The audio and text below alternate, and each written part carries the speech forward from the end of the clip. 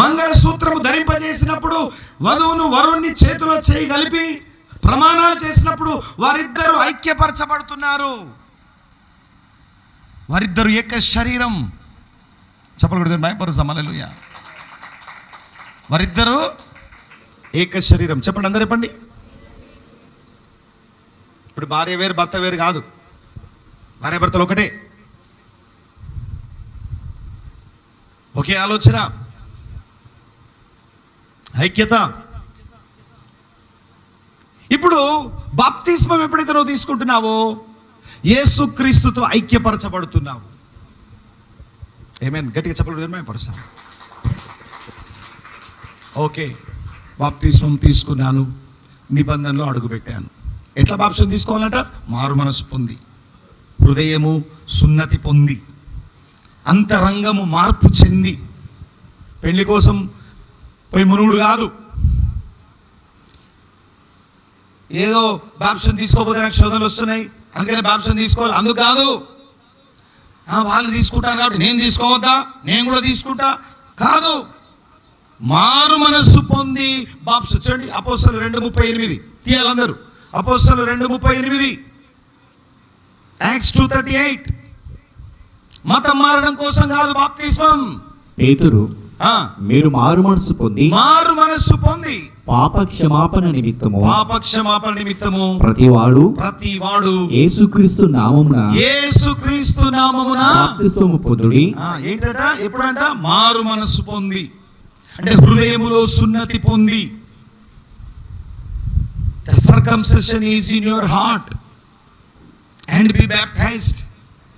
పాత జీవితం సమాధి చేయబడినప్పుడు క్రీస్తును ధరించుకుంటున్నావు. క్రీస్తు ఆత్మ నీ ఆత్మ ఏకమైపోతున్నది.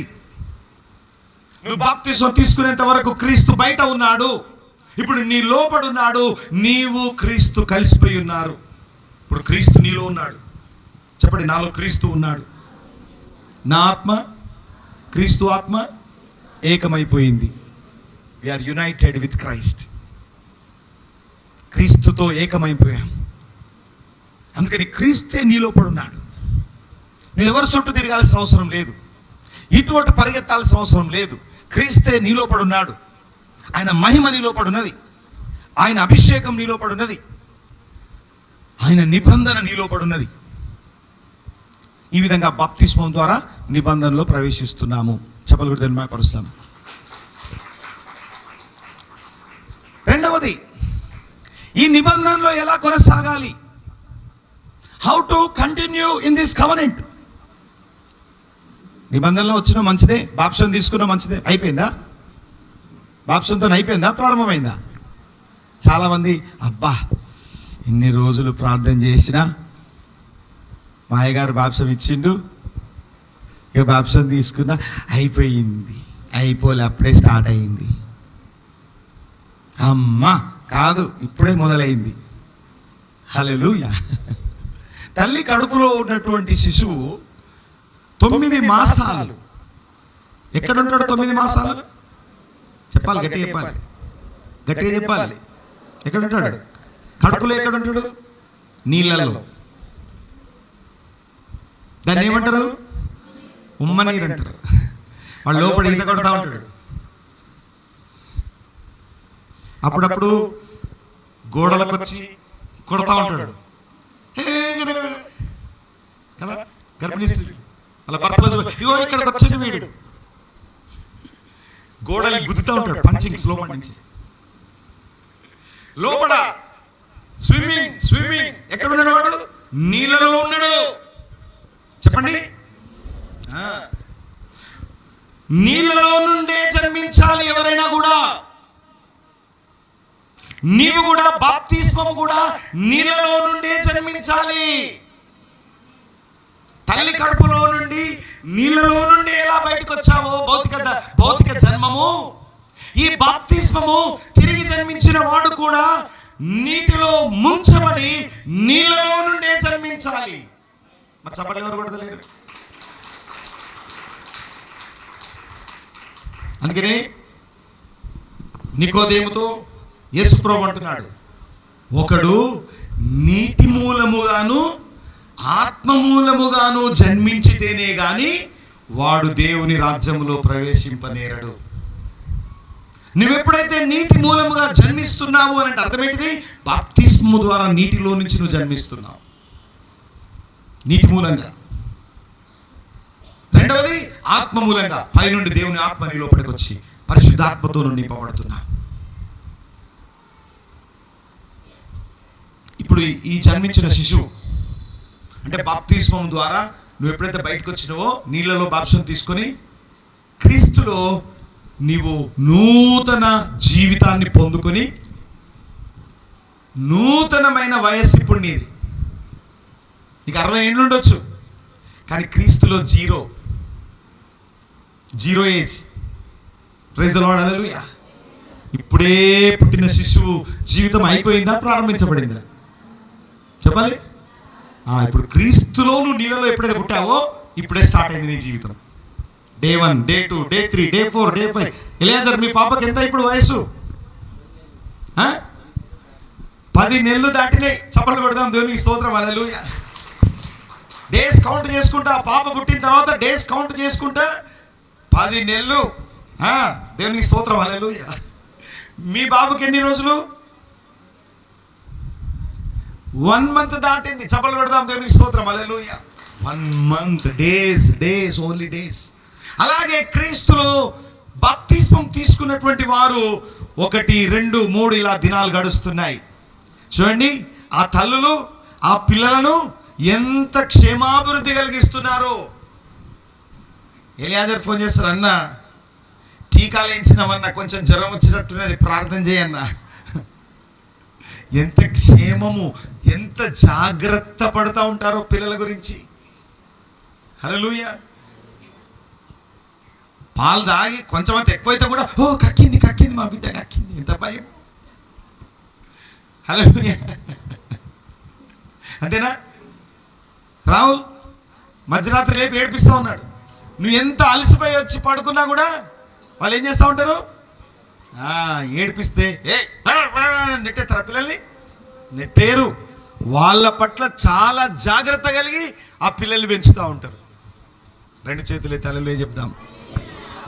అలాంటి క్షేమాభివృద్ధి తల్లిదండ్రులు ఇవ్వకపోతే పిల్లల పరిస్థితి ఏంటిది?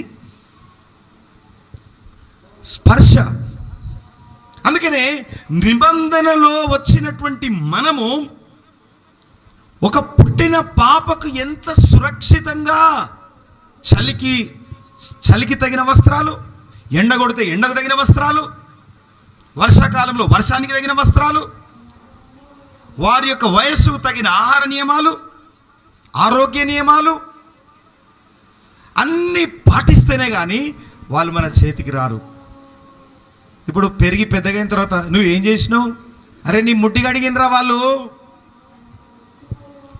నీవు డైపర్స్ వేస్తే ఎన్నోసార్లు మూత్రం పోస్తే, ఆ మూత్రం వల్ల ఒడిలో పోస్తే ఛీ మూత్రం పోసిన ఛీ అని అంటే నువ్వు ఈరోజు ఈ స్థితికి రావు.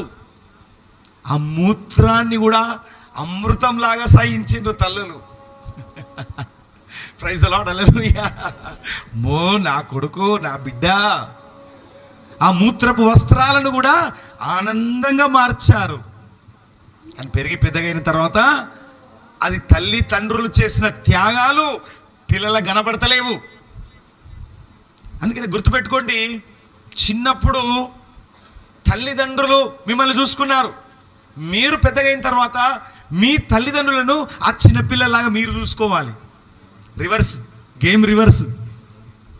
ఇప్పుడు వీళ్ళు వృద్ధాప్యంలోనికి వచ్చి నడవలేని స్థితిలో ఉండి బలహీనులుగా ఉన్నప్పుడు కొడుకులు, బిడ్డలు, కోడళ్ళు వీళ్ళను పిల్లల్లాగా సాకాలి. పెరిగి పెద్దగైన తర్వాత పక్కలోనే మూత్రం పోస్తారు. ఇప్పుడు వాళ్ళు మీ పిల్లలు అయిపోయిండ్రు. ఎవరు మీ పిల్లలు?